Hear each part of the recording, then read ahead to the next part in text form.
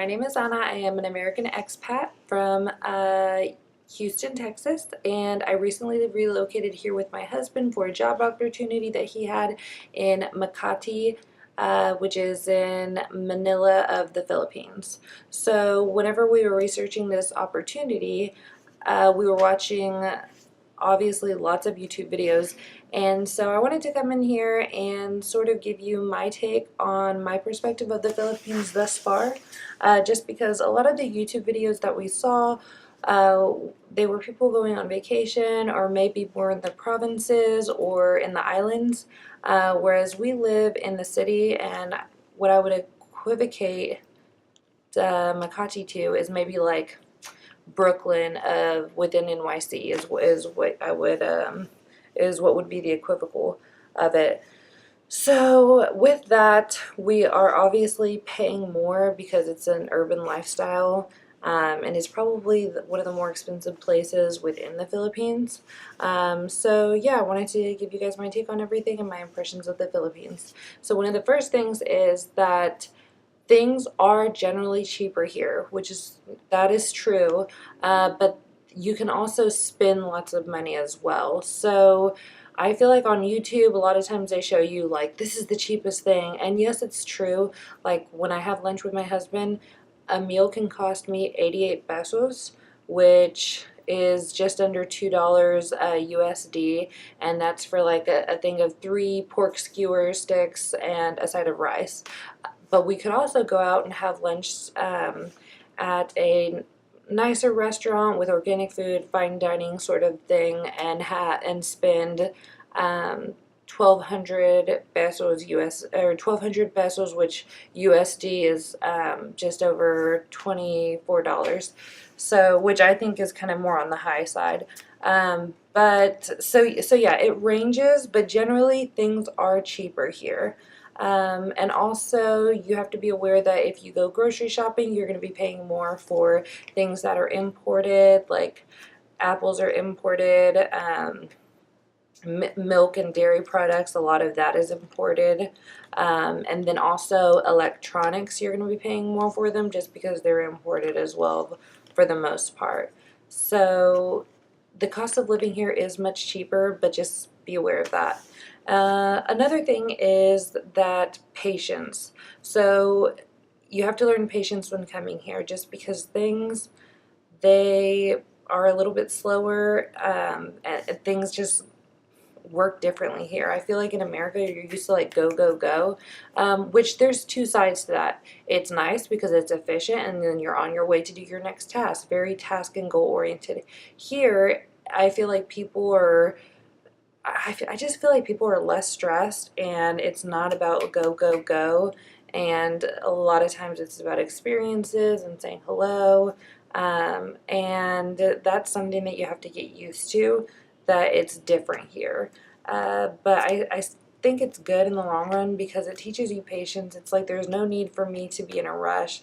Like over Christmas, I went to a bakery and I got a cake, and I was standing there waiting to pay, and she's like, "Oh, you can take a seat and wait a while." And I'm like, well, why do I need to wait a while? So I just sat there and I enjoyed my atmosphere, and she was getting things together for me.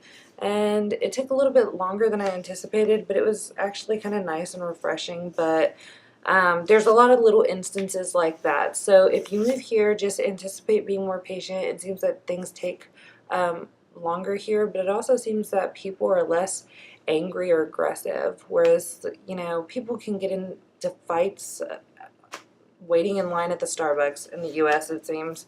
So yeah, so that's my take on that. And then let's see, I had notes, but I of course don't have them in front of me. So I went over the price of living. I went over that you need to have a little bit more patience here because things are a little bit slower. The people seem to be less stressed and more friendly.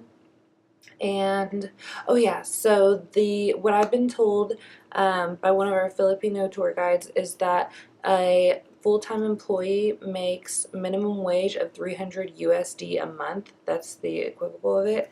And then that's for minimum wage. And then someone who has a skill set can make anywhere from 600 is the average up to 1500, which would be considered really, really good.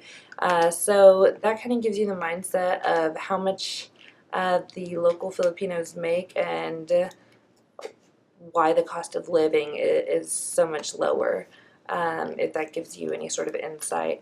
As well as here, even though we come from Houston, Texas, which is a major metropolis area, it's not very walkable. You have to drive pretty much anywhere in Houston if you want to go. There's no like walking to the mall. That just doesn't happen. It's not set up. Public transport is not set up that way. Here it is. So here you have a lot of underground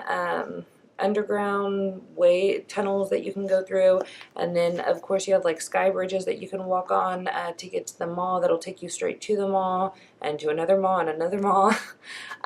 So what I like about living here is that it's more walkable, and we find ourselves being healthier by, you know, if we want to go to the farmer's market, we're walking to that. If we want to walk to the mall, we're going to take 20 or 30 minutes and walk to that. We could also get around by public transport, which we usually do Grab, which is equivalent to like an Uber or a Lyft.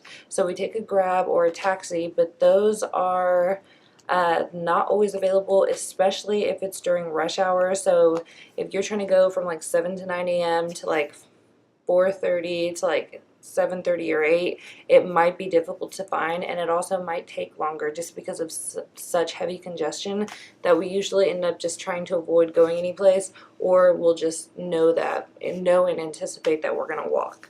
So I'm going to try to take y'all on some adventures with us. We plan on going to an island next week, Mindoro Beach, I believe it is.